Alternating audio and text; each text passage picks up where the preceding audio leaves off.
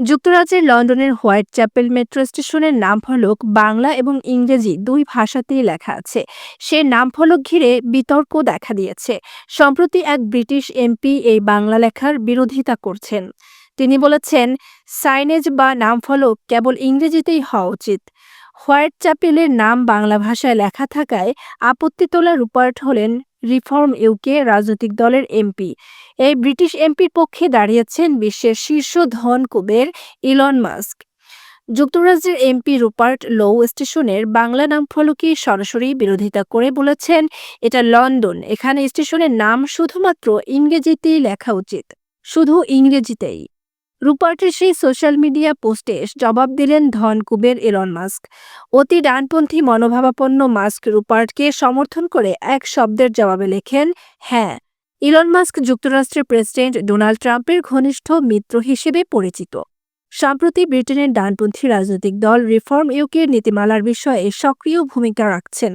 তিনি রিফর্ম ইউকের বর্তমান নেতা নাইজেল ফারাজকে সরিয়ে তার জায়গায় রুপার্ট লোয়েরকে বসানোর পক্ষে মত দিয়েছেন।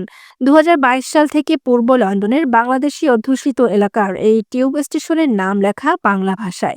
বর্তমানে এই অঞ্চলের মোট জনসংখ্যার ৪০% মানুষই হল বাঙালি।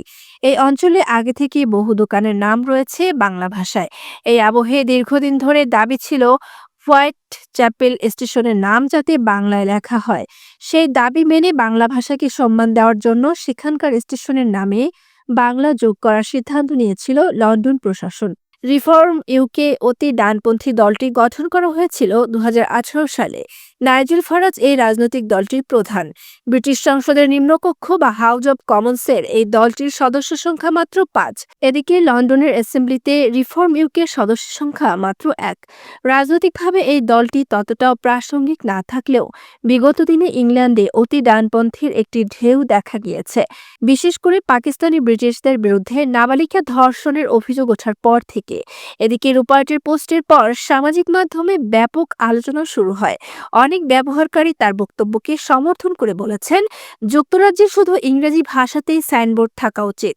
অন্যদিকে অনেকে এর বিরোধিতা করে বলেছেন, একটি বহুজাতিক ও বৈচিত্র্যময় সমাজে বিভিন্ন ভাষায় সাইনেজ থাকা দোষের কিছু নয়।